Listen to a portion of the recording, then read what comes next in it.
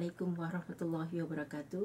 Saya Kamsatur Rohani ingin mengisi pengetahuan ilmu mengenai pelaburan hartanah. Di sini saya ingin mengisi ilmu di mana kita rakyat biasa daripada tiada kepada berada. Kenapa saya harus mengatakan begitu? Kerana saya yakin ramai di antara kita tiada ilmu. Bagaimana kita nak tahu kedudukan kewangan anda? Bagaimana kita tidak dapat tahu kalau kita hanya melihat kertas sahaja. Nanti di kelas nanti saya akan mengisi ilmu di mana anda mengetahui tata susila angka-angka yang perlu kita ketahui sebelum kita melabur di dalam bidang hartanah. Sama ada wang tunai ataupun ada wang CPF, adakah kita boleh membeli ataupun tidak.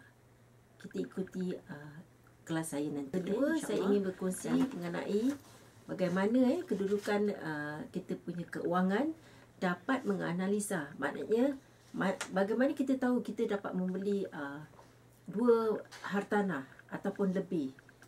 Kalau kita tak tahu cara-cara bagaimana kelayakan wang kita untuk membeli hartanah, kelayakan kita untuk membeli hartanah.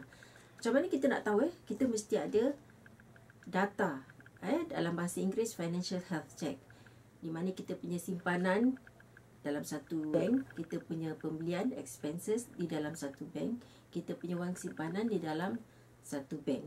Di mana kalau kita simpan bank, kita mendapat interest. Kalau kita melabur hartanah, bagaimana orang membayar kita interest? Saya akan mengongsikan ilmu ini di dalam kelas nanti. Awak jangan takut, tidak semestinya bila mengikuti kelas ini, kita akan dipaksa untuk membayar. Ini harus anda ikuti naluri hati sendiri. Kita punya hati kita ke mana yang hendak kita tuju. Dan ketiganya, saya hendak mengisi mengenai kelayakan anda untuk melabur hartanah. Hartanah ada berbagai bentuk. Bermakna hartanah komersial, hartanah private condo, ataupun hartanah HDB, hartanah pejabat. Jadi kita tak tahu macam mana kita dapat melakarkan kita punya keuangan ni untuk dijadikan aset. Kenapa saya cakap aset? Aset bermakna bila kita beli harganya murah, bila kita menjual meraih keuntungan. Dan kita tak nak tempat kediaman kita menjadi liability.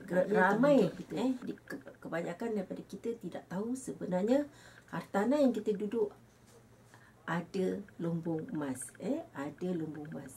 Kalau kita duduk sekian lama, kita tak tahu sebenarnya emas tu berlipat ganda daripada satu hartanah ke satu hartanah yang lebih daripada satu.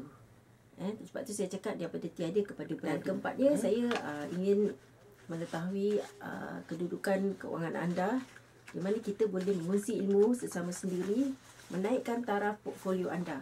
Maknanya portfolio anda ni daripada 1 kepada 2. Nanti mereka akan bertanya, betul ke Puan Kamsatun? Jadi kalau saya mengiyakan kata-kata saya sendiri, maknanya tidak ada daripada anda.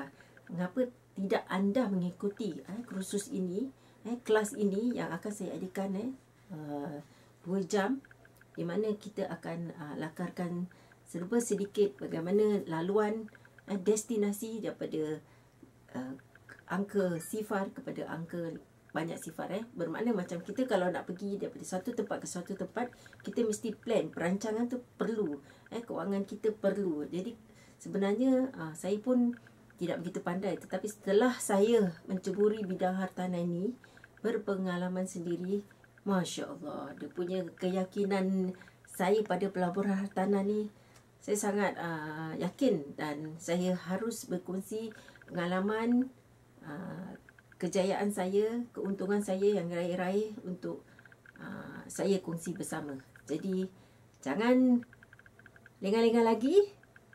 Apa yang hendak ditunggu lagi? Bukan besok, bukan lusa, tapi hari ini anda buat keputusan. Kerana keputusan ilmu itu menjadi berjaya jika anda buat tindakan. Assalamualaikum.